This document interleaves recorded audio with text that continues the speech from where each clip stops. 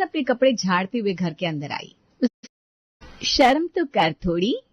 चंचल अपने कपड़े झाड़ते हुए घर के अंदर आई। उसे गंदे कपड़ों में देखकर शीला ने उससे पूछा, चंचल आज कहाँ कपड़े गंदे कर लाई, किससे उलझ कर आ रही है? वो गली का पप्पू है ना, वो क्रिकेट में चीटिंग कर रहा था, बोलने से मान ही नहीं रहा था। उसने कहा लड़की है, लड़की की तरह रह, हर बात पे अपनी नाक मत घुसेड़ा कर। ये भगवान, और तूने क्या किया? जरूर कुछ उल्टा सीधा किया होगा। नहीं मम्मी, मैंने तो बस उसकी नाक तोड़ दी, मेरी नाक के बारे में बोल रहा था ना। बड़ा आया मुझे लड़की लड़की करके चिढ़ाने वाला, एक मुक्की में धूल चढ़ा दी। अरे तुझे कितनी बार कहा है अब बाहर खेलने मत जाया कर, अब तो बड़ी हो गई, तेरी शादी की उम्र हो गई है। लेकिन नहीं, तुझे तो मोहल्ले के लड़कों के साथ क्रिकेट खेलना है। पता नहीं कब सुधरेगी ये लड़की। अरे चंचल तुम आ गई, मैं कब से तुम्हें ढूंढ रही थी। आ गई का क्या मतलब है? सामने में दिखाई नहीं दे रही क्या? नहीं दिखाई दे रही हूँ तो चश्मा लगवा लो ना आप भाभी। चंचल तुमसे तो बात करना जैसे शेर के मुंह में हाथ डालने के बराबर है। अच्छा बताओ, क्यों ढूंढ रही थी मुझे? आपको भी मम्मी की तरफ प्रवचन देने का मन हो गया क्या? अरे नहीं बाबा, मैंने तुम्हारे फेवरेट पकोड़े बनाए थे तो तुम्हें खिलाने के लिए ढूंढ रही थी। अब जाओ जाकर कपड़े बदल लो, मैं तुम्हारे लिए चाय और पकोड़े लाती हूँ। ओके माय डियर भाभी, मैं यूं गई यूं आई। अब नाश्ता तैयार रखिए और हाँ खुद मत खा जाइएगा। चंचल कपड़े बदलने चली गई। सीमा तूने लाड़ प्यार में बिगाड़ रखा है इस लड़की को, भला इससे अब कौन ही प्यार करेगा? मुझे तो रात दिन इस लड़की की चिंता सताए रहती है। अरे मम्मी जी, आप ना ऐसे ही टेंशन ले रही है। चंचल अभी नादान है और अपने मायके में हर लड़की अल्हड़ी होती है, ससुराल जाकर इसे भी ठीक अकल आ जाएगी। अभी जब तक शादी तय नहीं होती तब तक हंसते खेलने दीजिए ना इसे। तभी चंचल कपड़े बदल कर आ गई और पकौड़े खाने लगी। वाह वाह, आपका हाथ में ना जादू है, चटनी थोड़ी और तीखी होती तो मजा आता। तभी प्रकाश ऑफिस से आता है। अरे कितनी भी तीखी चीज खा ले, तुझे तीखा लगेगा ही नहीं, तू खुद ही तीखी मिर्च जो है। और आप क्या हो भैया, मोटी से पेट को लेकर आलू हो रहे हो? प्रकाश तू भी क्यों छेड़ता है इसे, जानता है ना ये कितनी मुंहफट है। अच्छा ये छोड़, तू बता चंचल के लिए रिश्ते की कहीं बात चली क्या? हाँ मम्मी, एक दो जगह बात चलाई तो है, देखते हैं क्या जवाब आता है। सब अच्छा ही होगा, अब हमारी चंचल को झेलने के लिए भी कोई ना कोई ससुराल तो भगवान ने बनाया ही होगा। सीमा की बात सुनकर प्रकाश और शीला हंस पड़े। चंचल ने मुंह बना लिया। तभी प्रकाश का फोन बज उठा। हेलो जी, आप कौन बोल रहे हैं? माफ कीजिएगा, मैंने आपको पहचाना नहीं। मैं उमेश बोल रहा हूँ भवानीपुर से। आपकी बहन के लिए आपने बात की थी ना मेरे भाई सुरेश से। अरे हाँ अंकल, याद आया, नमस्ते। सुरेश अंकल से मेरी अच्छी जान पहचान है, मैंने ही उन्हें अपनी बहन के लिए कोई अच्छा लड़का और घर ढूंढने को कहा था। हाँ सुरेश ने बताया, तो मुझे लगा मेरे छोटे बेटे शेखर के लिए मुझे तुमसे एक बार बात करनी चाहिए। मेरा बेटा चार्टर्ड अकाउंटेंट है, अब उसकी भी शादी की उम्र हो गई है, तो तुम चाहो तो बात आगे बढ़ाए। अरे क्या अंकल, नेकी और पूछ आप लोग जब चाहे हमारे घर आ जाइए। चंचल और शेखर भी मिल ले, दोनों की मर्जी हो तो रिश्ता हो ही जाएगा। ठीक है बेटा, हम परसों ही तुम्हारे घर आ जाते हैं, राम जी ने चाहा तो सब अच्छा होगा। चलो फोन रखता हूँ। उमेश जी ने फोन रख दिया। फोन रखने के बाद प्रकाश ने शीला को रिश्ते की बात बताई। शीला और सीमा दोनों बड़ी ही खुश हुई और तैयारियों में लग गई। देखते ही देखते वो दिन भी आ गया जब लड़के वाले शीला के घर आए। बेटा कहाँ तक पढ़ी हो तुम? आप तो ऐसे पूछ रहे अंकल जैसे आपको मुझसे नौकरी करवानी है।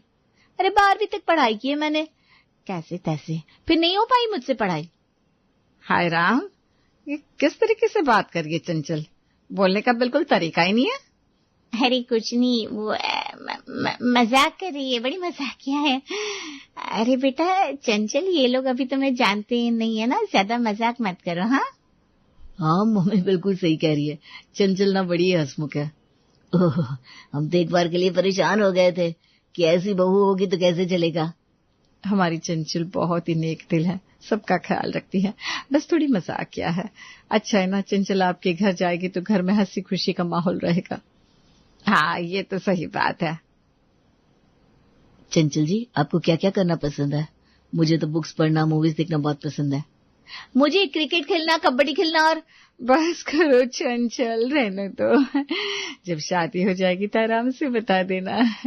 बचपन में माँ क्रिकेट और कबड्डी खेला करती थी, वही बता रही है।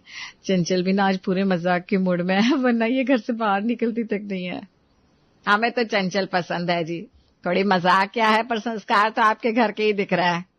हाँ तो फिर शादी की तारीख निकलवाइए, आप जो तारीख निकलवाएंगे उसी में शादी होगी।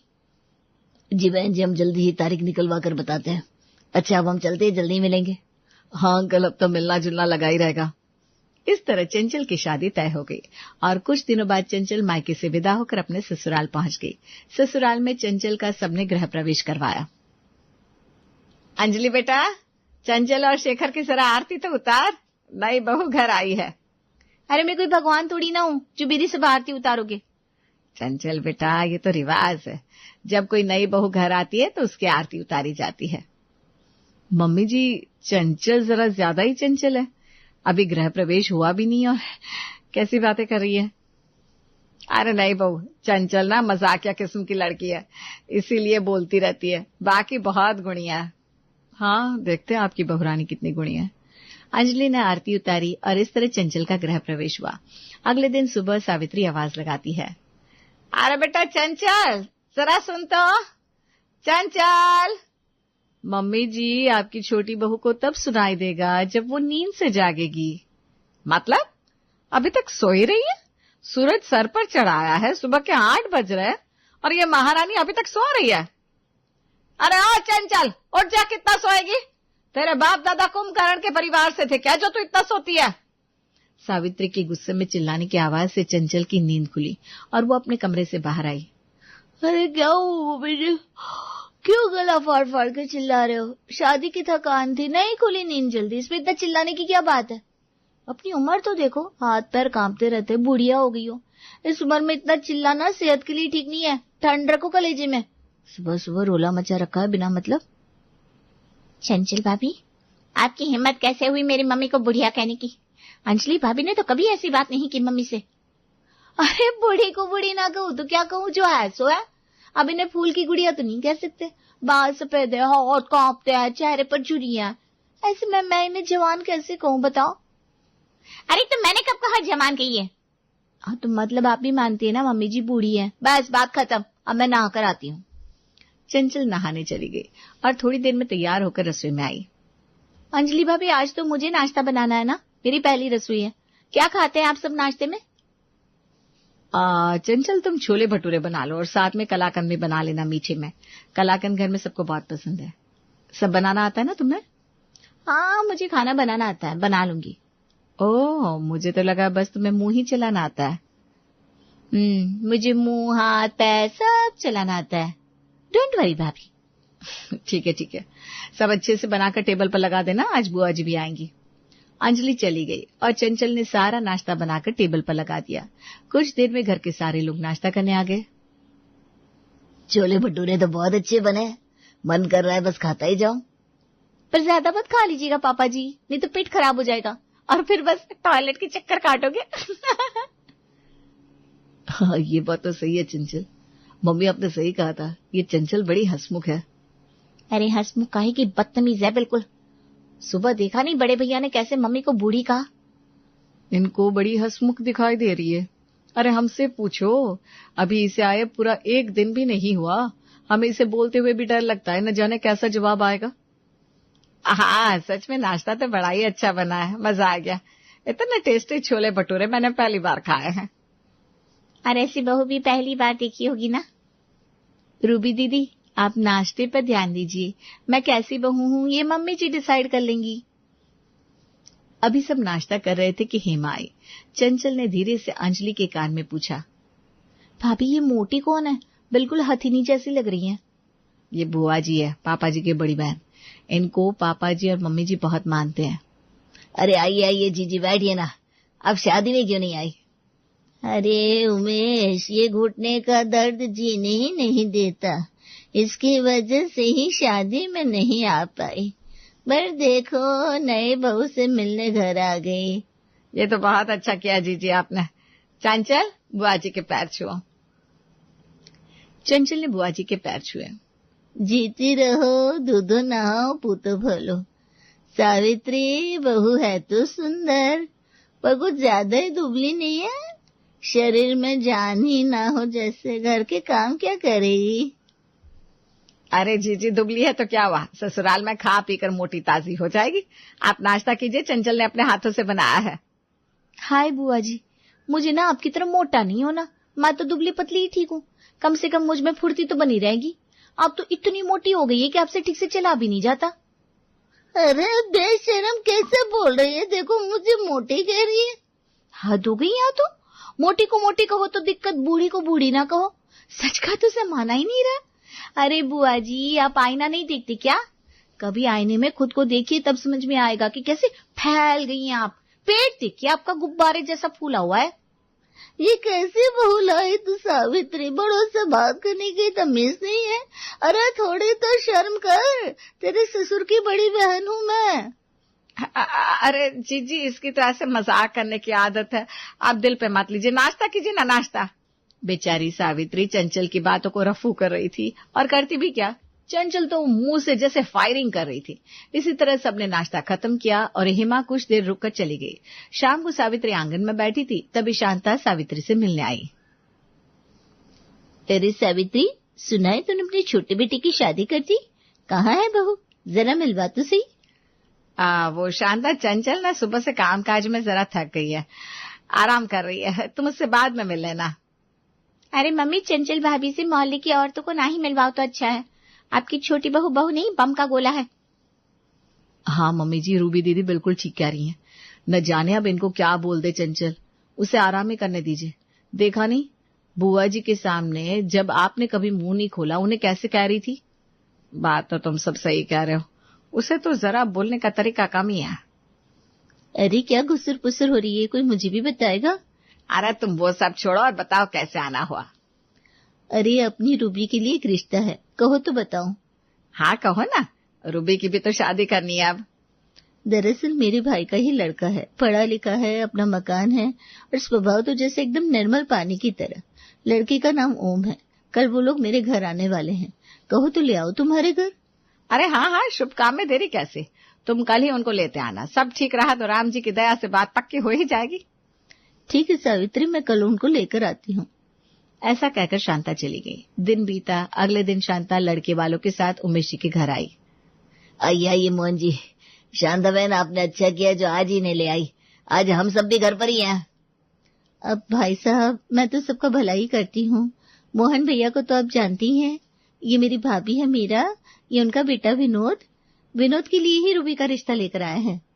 अच्छा, आप लोग बैठिए, मैं रूबी को बुलाती हूँ। रूबी बेटा, चाय नाश्ता लेकर आना जरा। थोड़ी देर में रूबी हाथ में चाय की ट्रे लिए आई, उसके साथ चंचल भी नाश्ता लेकर आ गई। यह है रूबी मेरी बेटी, और यह है मेरी छोटी बहू चंचल। अभी कुछ ही दिन हुआ है इसकी शादी को। सावित्री, बहू तो बड़ी सुंदर लाई है, एकदम जापानी गुड़िया जैसी। बस ये जापानी गुड़िया से बहू मुंह ना खोले, वरना तुम सबको पता लगेगा कि ये गुड़िया नहीं तोप है। रूबी बेटा, तुम्हें घर के काम आते हैं ना? खाना बना लेती हो? जी, मुझे सब अच्छे से आता है, और खाना बनाना मेरा शौक है। रूबी दीदी यार, झूठ मत बोला करो। मैं जब से इस घर में आई हूँ तब से एक बार भी मैंने आपको किचन में नहीं देखा। चंचल बेटा, शांत हो जाओ, शांत। अभी तुम्हें आए दिन ही कितने हुए हैं। बोला हमारी बहू अपने नाम की तरह चंचल है, थोड़ी ऐसे मजाक करती रहती है। कोई बात नहीं, आप लोगों को अगर ओम से कुछ पूछना है तो पूछ लीजिए। लड़का पढ़ा लिखा है, अच्छा घर है, हमें और क्या चाहिए, हमें कुछ नहीं पूछना। पर मुझे कुछ कहना है। ओम, तुम्हारी हाइट हमारी रूबी दीदी से कम है। हमारी दीदी है अच्छी खासी लंबी चौड़ी, और तुम ठहरे सिंगल हड्डी, और ऊपर से दीदी के कंधे तक आते हो। सोच लो, कहते हैं जिसकी बीवी पति से लंबी होती है ना, वो पति को दबा कर रखती है। तुम तो गए बेटा काम से, अब तुम्हें क्या करना है देख लो। मम्मी पापा, मुझे नहीं करनी ये शादी वादी, अब चलिए यहाँ से। अजीब ही फैमिली है, मुझे नहीं रहना सारी उम्र दबकर। हाँ चलो बेटा, आपको अपनी मजाकिया बहू मुबारक हो। लड़के वाले चले गए। अब सावित्री देवी का गुस्सा 7वें आसमान पर था। चंचल, क्या यही सिखाया है तुम्हारी माँ ने तुम्हें, सबकी बेइज्जती करना? तुम किसी का भला होते हुए नहीं देख सकती क्या? अच्छा खासा मेरी रूबी का रिश्ता तय हो रहा था, आज तुम्हारी वजह से टूट गया। अरे पर मैंने गलत क्या कहा? जो सही था वही तो कहा मैंने। रूबी दीदी के सामने वो लड़का कितना अजीब लग रहा था। ऐसे बेटी को आप लोग किसी के भी साथ बांध दोगे क्या? तुम चुप करो बहू, अभी तुम्हारी उम्र क्या है? कितनी दुनिया देखी है तुमने जो इतनी बड़ी बड़ी बातें करती हो। बड़ों का लिहाज ही नहीं है बिल्कुल। अरे थोड़ी तो शर्म करो। अरे शर्म होगी तभी आएगी ना, बिना सोचे समझे बस बोलना है इसे। आज तुम्हारी वजह से सब दुखी है। अगर आइंदा उल्टी सीधी बातें की ना तो तुम्हें तुम्हारे मायके छोड़ाऊंगा। हमें ऐसी बदतमीज और बेशर्म लड़की नहीं चाहिए अपने घर में। अरे पर रूबी है कहाँ? कहीं दिखाई नहीं दे रही, अचानक कहाँ चली गई? और कहाँ होगी, बेचारी अपने कमरे में रो रही होगी, उसका रिश्ता जो टूट गया। अरे पर थोड़ी देर पहले मैंने उन्हें बाहर जाते हुए देखा था। अभी बाहर क्यों गई क्या पता। सब रूबी को ढूंढ रहे थे, तभी रूबी एक लड़के का हाथ पकड़कर घर में आ गई। उसे किसी लड़की के साथ देखकर सभी चौंक गए। रूबी तुम कहाँ गई थी और ये लड़का कौन है? हाँ रूबी बताओ, इससे पहले कभी दिखा नहीं। ये जयेश है, मैं इसे प्यार करती हूँ। आप सबकी इजाजत से हम दोनों शादी करना चाहते हैं। नमस्ते, मैं आपकी बेटी को बहुत खुश रखूंगा। पर ये तो बताओ तुम करते क्या हो, तुम्हारी फैमिली कहाँ है? अगर सब अच्छा लगा तो हमें भी कोई आपत्ति नहीं होगी। हाँ, रूबी की खुशी में ही हम सबकी खुशी है। जी मेरा अपना गाड़ियों का शोरूम है, इसी शहर में हमारा एक मकान है। मेरे घर में मेरे पापा मम्मी है, बस भगवान की दया से सब कुछ है हमारे पास। रूबी को मैं अपनी पत्नी बनाकर अपने घर ले जाना चाहता हूँ बस। तभी चंचल आती है और जयेश को देखकर गुस्से में कहती है, अरे चिंटू तू यहाँ क्या कर रहा है? तू कौन चिंटू? मेरा नाम जयेश है, मैं रूबी से प्यार करता हूँ। तू चिंटू ही है, तू भूल गया क्या? मैंने तुझे बीच बाजार में अपनी चप्पल से कितना मारा था, याद आया कि याद दिलाऊं? चंचल ये तुम क्या बोले जा रही हो? मैं एकदम सच बोल रही हूँ मम्मी जी, मेरा विश्वास कीजिए। इसका ना तो कोई शोरूम है ना ही कोई मकान। अरे पूरा परिवार फ्रॉड है, फ्रॉड। रूबी दीदी की जिंदगी खराब कर देगा ये लड़का। ये झूठ बोल रही है। मैं एकदम सच बोल रही हूँ। विश्वास ना हो तो मेरे भैया को फोन करके पूछ लीजिए, वो इसकी पूरी हिस्ट्री आपको बताएंगे। शेखर ने चंचल के भैया प्रकाश को फोन किया। उन्होंने सारी बात सच बता दी। ये प्रूव हो गया कि ये लड़का फ्रॉड है। मम्मी पापा, चंचल बिल्कुल सही बोल रही है। ये लड़का और इसकी पूरी फैमिली लोगों को बेवकूफ बनाकर उनका पैसा लूटते हैं। अब बता चिंटू, सीधे से जाएगा या हम करें तेरी खातिरदारी? हाँ, आप लोगों की जरूरत नहीं है, इसके लिए तो मैं ही बहुत हूँ। एक हाथ पड़ेगा मेरा तो यही ढेर हो जाएगा। मैं देख लूंगा सबको। चिंटू उर्फ जयेश वहां से डरकर भाग गया। थैंक यू भाभी, आज आपकी वजह से मेरी जिंदगी खराब होने से बच गई। आपका यूं मुंह फट होना ही आज काम आ गया। हाँ चंचल बेटा, तुम थोड़ी बदतमीज जरूर हो, पर तुम्हारा मन हीरे जैसा है। हमने ही तुम्हें पहचानने में गलती कर दी। अब इस बम की गोलों को तो हम बड़ा संभाल कर प्यार से अपने पास रखेंगे, पर चंचल प्लीज हम पे मत फूटा करो बस। मैं थोड़ा सलीका सीखने की कोशिश करूंगी, पर मैं आना सच बोलने से पीछे नहीं हट सकती, चाहे जो हो जाए। हाँ बाबा हाँ, तुम्हें जैसे रहना है रहो, हम तुम्हें कुछ नहीं कहेंगे। इस तरह चंचल ने अपने मुंह फट होने की वजह से रूबी को बचा लिया और पूरा घर अब